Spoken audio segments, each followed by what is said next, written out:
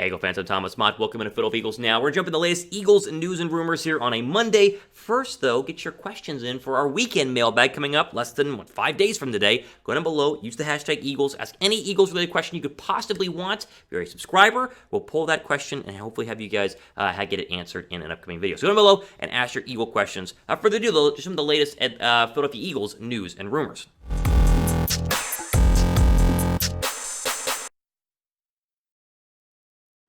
I should have the latest Eagles news and rumors here on a Monday. There is a player that is on the trade block, and I think Philadelphia 100% should go ahead and make that phone call. He is the president, James Washington, currently of the Pittsburgh Steelers, but officially he has announced that he wants to be traded. He's requested a trade with the team. Mike Tomlin has said, no, it's not going to happen, but as we know, normally the player wins out on these things. I think the president, James Washington, could be hopefully traded soon, and Philadelphia should 100% make a call. Former second-round draft pick back in 2018 out of Oklahoma State, widely considered one of the best college football wide receivers in the 2018 draft class, had a good 2017 or 2019, whatever it was, but it was his rookie year. I forget what year he had a really good season. 2019, sophomore campaign.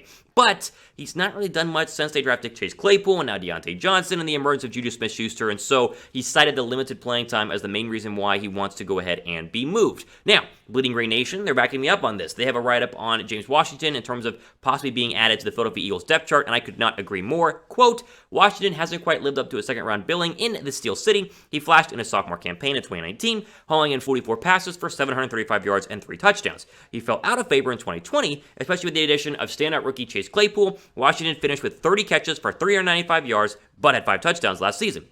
The Eagles, who have been looking for an answer at wide receiver for seemingly my entire life, should have an interest in Washington. He's good at tracking deep balls, should be able to line up inside or outside. I can't imagine it would take much for the Eagles to acquire Washington, but the Birds should take a flyer on any receiver who's displayed an ounce of talent, end quote. I agree. I mean, literally, that was summed up perfectly by Bleeding Green Nation. Why not add another wide receiver? Well, they got, they drafted Devontae Smith, and they have Jalen Rager Thomas, and Quez Watkins has played well in training camp so far. I know, this is all true. But you're telling me that you feel 100% confident Philadelphia doesn't need any other wide receivers? No, I think you understand that it's been a long time since we all in Philadelphia felt very confident about the current state of our wide receiver group. Maybe it was 2017. They played better than they should have in 2017. I think adding Washington makes a ton of sense. Not only is Devontae Smith dealing with a knee injury right now, Jalen Rager in year 2, big question marks there. But then after that, you have how good is Travis Fulgham going to be? Right? How good is Quez Watkins going to be? Potentially he makes the roster. Is John Hightower going to get cut? What about J.J. Arcega-Whiteside? Not hearing a lot about him coming out of training camp. That means he's not doing much. I think adding a guy like the president and James Washington is a win-win deal because, one, he's going to be cheap, as it was mentioned. I mean, he's not going to cost a lot to go ahead and add. I mean, maybe a fifth-round draft pick, at most a fifth-round draft pick. And two, he's a cheap deal. He's a young guy, and he has a giant chip on his shoulder to prove that he is worthy of the 2018 first-round draft pick or second-round draft pick. So I think they 100% need to go to the phones, call Pittsburgh, make a trade, move him over to the NFC, and if he performs well, fantastic. You only, fifth-round draft pick. If he doesn't perform well, so what? You spent a fifth-round draft pick. There is no 2022 NFL draft wide receiver who you would take in the 5th round to me to be better this year, or I guess next year, than what James Washington could potentially provide. I'm all in on Washington. Philadelphia should 100% make a call and do this trade. What do you guys think? Should the Eagles trade for Washington? Do you agree? Type Y down below for yes. If you disagree, then go down below and type N down below for no.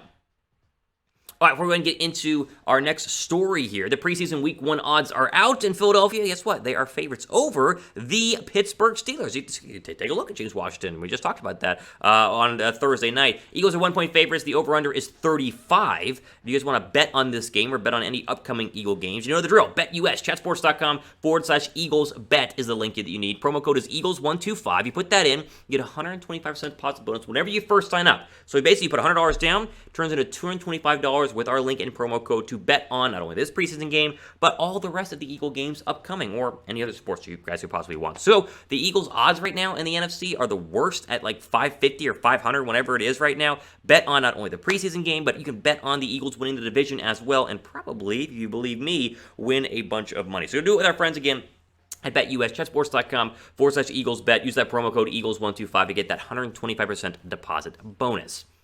All right, there is a story by SB Nation talking about running backs to avoid in fantasy football. Miles Sanders made the list, which is a little concerning because people are starting to wonder if Sanders is going to have a good year this year. So let's start with this. So SB Nation says to avoid Miles Sanders in fantasy football at all costs, which is like, geez, I thought Miles Sanders was going to be good this year.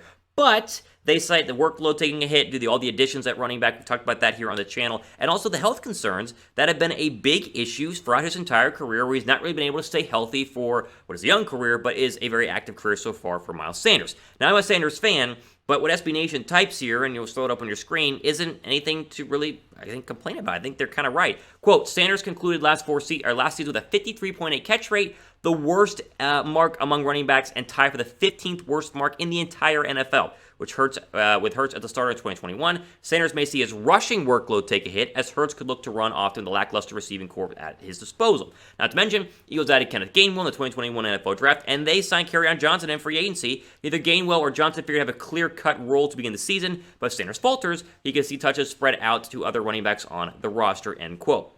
Here's the deal. I'm a Miles Sanders fan.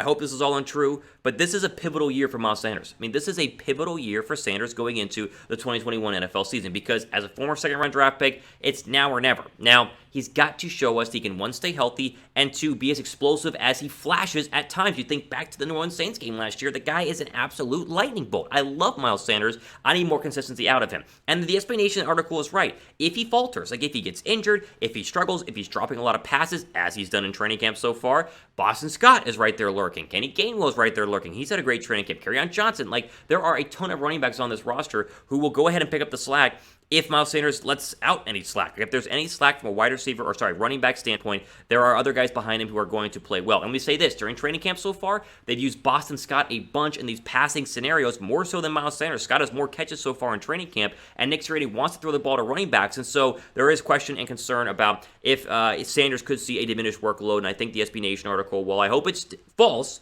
and not correct, could be a real possibility going forward here in 2021. What do you think? Will Sanders be a 1,000-yard rusher? I think he needs to be. Will he be a 1,000-yard rusher this season? Type 1 down below for yes. I think he won't. Then type 2 down below for no. All right, we'll jump into our training camp news and notes here, the quick rapid-fire 5-list segment, as we get into the stuff that's not worthy of big stuff, but still needs to be mentioned. Quez Watkins had a great preseason. He's had a great preseason. We said that last week, but he had an even better last couple of days, including the open practice and scrimmage at Lincoln Financial Field, a couple of deep balls. Watkins is going to make the roster. I feel very confident Quez Watkins makes this roster. He has been fantastic. Brandon Brooks, he had a hamstring injury. He has returned to practice. He had the pads on yesterday. He's had the pads on today. That is good news for all of us in Eagle Town. Alex Singleton is back from COVID, so he actually was one of those breakthrough cases that's happening all across the United States. He was vaccinated, he got COVID again, and he had minor symptoms, but was still, away from the football team until he tested negative. Talked about having to run sprints in his apartment through the little hallway in order to go ahead and stay fit and ready for training camp, but he is back. The Eagles' practices also have been shorter, and that's been something people have been timing as they've been at practices. They're way shorter than what they used to be, but Nick Sirianni mentioned wanting his guys to stay healthy, and so far, I think it's been a pretty darn good idea overall in Philadelphia, and so I like what we've seen so far from the Eagle practices in terms of length. And finally, Jalen Hurts, yes, he had a very good first couple of weeks in Philadelphia. He struggled the last couple of days. I mean, we got to be honest. There are ups and downs at training camp, but at open practice at Lincoln Financial Field and in 11-on-11s the past couple of days, Hurts has struggled. I think he has 9 touchdowns and 5 interceptions, and so accuracy, which was a problem for Jalen Hurts, has not reared its ugly head yet. I mean, it's just preseason, and so it's not necessarily for practice, so it's not necessarily anything to write home about, but this is something to note here that Hurts has struggled a little bit so far in training camp, and so the hope is that he continues to trend upward because he had a great start to training camp, but also you can make the case that, well, isn't this the argument that the defense is playing well? And the answer is yes. Like, the defense has played so far pretty darn well from a defense perspective. Plus, let me just say this. I used to talk to people at different training camps I've been to and talk to different NFL players, and I asked them the question, who should be winning early at training camp? Is it the offense, the defense? What's good in terms of, because like you're playing your own defense, so if you carve them up, is that good or bad, right? And I was told from former NFL players, and especially at training camps, that you want the defense to play well early and the offense to figure it out late. Like, you want the defense to win early and then the offense to go ahead and figure things out late. And I think that's what's happening right now in Philadelphia. And I think that we can calm down a little bit on Hurts having, not a horrible past couple of days, but not the crazy good past couple of days that he, of course, had over the first couple of weeks of training camp. There you go. There are your quick training camp news and notes to go on top of all the rest of the stuff happening in Philadelphia today on a Monday as we are out of time. Make sure you guys are subscribed to the channel. That way you are up to date on the latest Philadelphia Eagles news and rumors, including your ability to get in on our mailbag video coming up this weekend by using the hashtag Eagles down below and asking any question you could possibly want. So do that. Make sure you guys are subscribed because we are growing as we have been. We are ready for our first preseason game this week on Thursday night. I know I'm pumped. I know you guys are too. All right, I'll tell you for today here on Philadelphia Eagles Now. I'm your host, Thomas Mott, as we sign off. Enjoy the rest of your day.